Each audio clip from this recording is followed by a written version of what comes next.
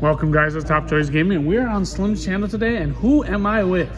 Steve Hernandez. Steve Hernandez, Steve Scamnandez, whatever you want to call him, but his Top Choice's very own Steven Hernandez. What did you do this weekend at Yuma Regionals? I played Labyrinth and I got 5th place at the Yuma Regionals. Okay, so why did you pick Labyrinth about all the decks? Yeah, I've been on cash for a while and I just wanted to have a better deck for Metacall. A lot of Droll running around and yeah, just a lot of people are playing dead cards against Labyrinth. People are starting to take out side deck cards for Cosmic, and yeah, just thought it would be a good Metacall for the tournament. Fair enough. Do you have any shoutouts before we start?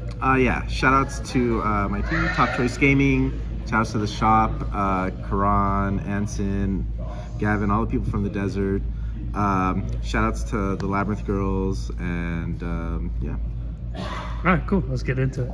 Yeah, so yeah, I'll start with the monsters. Engine, we just played 3 of the Ariana. She's just really important now. All your good hands, you start with her and you just start playing the deck. Then we played Furnitures, so yeah, we maxed out on these Furnitures. This is the better one, and this one really just goes into making Chaos Angel. But they're both really good. You just want to max out on them because you really just want to open these and get your engine rolling so you're not breaking. And then the one Coup Clock. You just really need one because you only want to do this when you're opening up well with like the Ariana, and this just lets you get all your turn 0 plays. This is the really unfair card, and it acts as like hand fodder and the body on board as well, so it's just really solid. Also level 1, so you can play like Anima in your extra deck. Is there a reason you're only playing one?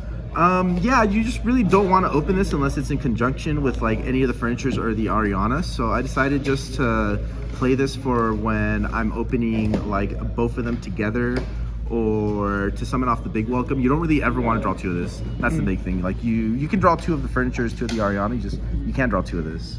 Fair enough.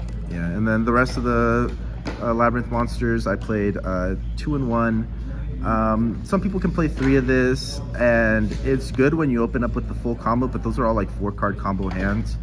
So yeah, I just play 2 because when you draw this, it's usually worse than it is good. And at worst, it like protects you as a body, but you don't really need 3 because once you summon the first one, you just keep on regular big welcoming it back, and you keep the other one in your deck, so when you want to go to like a Muckracker play. And yeah, shoutouts to her. Yeah, and then the rest of my monsters were just like hand traps. So played 3 Ash and 3 Droll, and I also played 3 Kurikara. How was the Kurikara? The Kurikara didn't come up too crazy amount, but it was there for the game 1 against the Purely and the Cash decks. Also, it just helps you kind of like OTK into those decks going second where the Kaiju doesn't. And yeah, it was solid. I mean, when you draw these cards going first, if you don't need them or it's in a bad matchup, you can always just discard them off the Furnitures. So it's really just like non-engine slots. And then I also played 3 Imperm, more hand traps. Yeah, you just really want to open up like 1 or 2 of these, and you can send a lot of decks. And yeah, all these cards are really good. Also level 1, so like, yeah, the hand traps are definitely another reason why I wanted to play this deck. This deck can just play so many hand traps, and they're also good. And then played 3 spells in my deck. Extravagance. Yeah, it says draw 2, and I play multiples in my extra deck, so it never really hurts, and always good to see.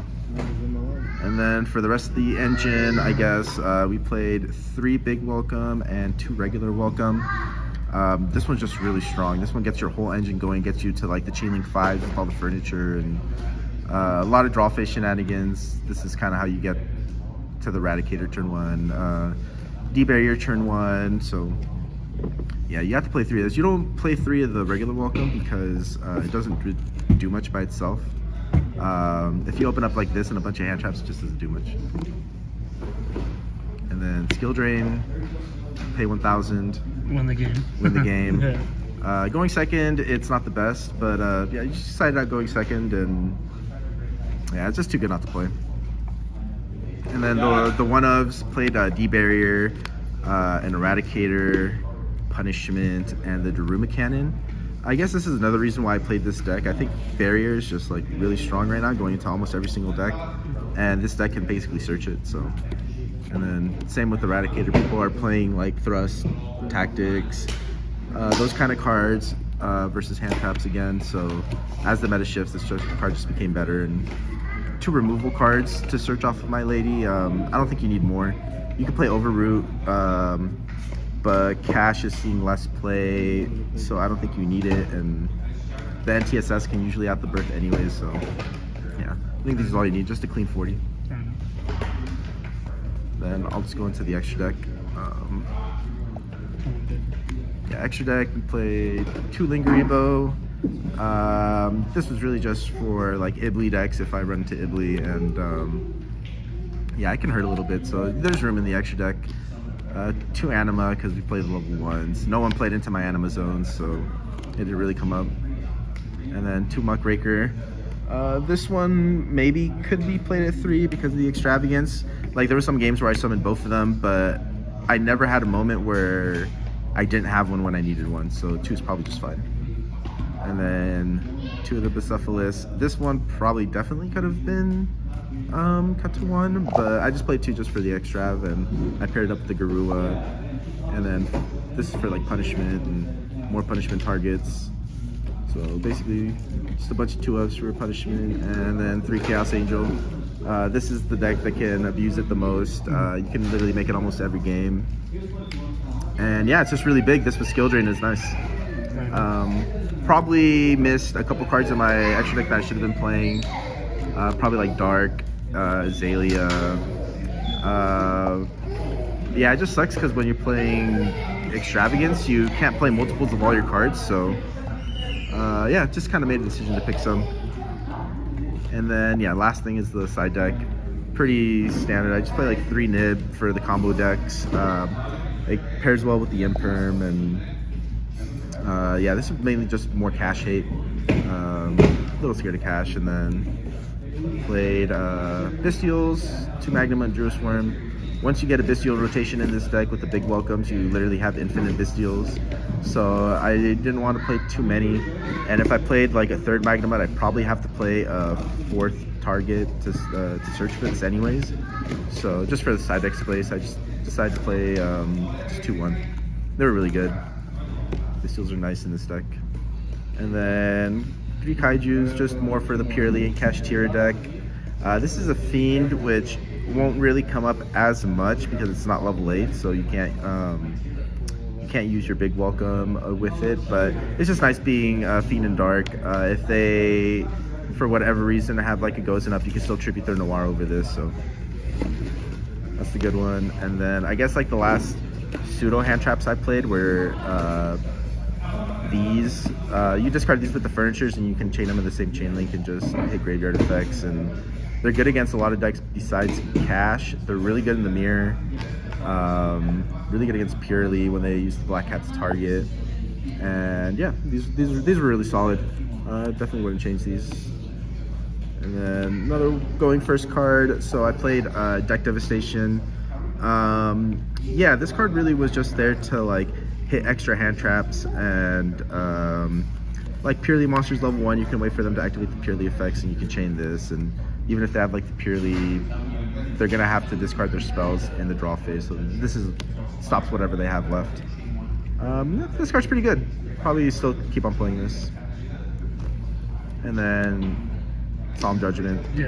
Yeah, when you go first, you just want to protect your setup, especially the skill drain in the matchups that it's good against.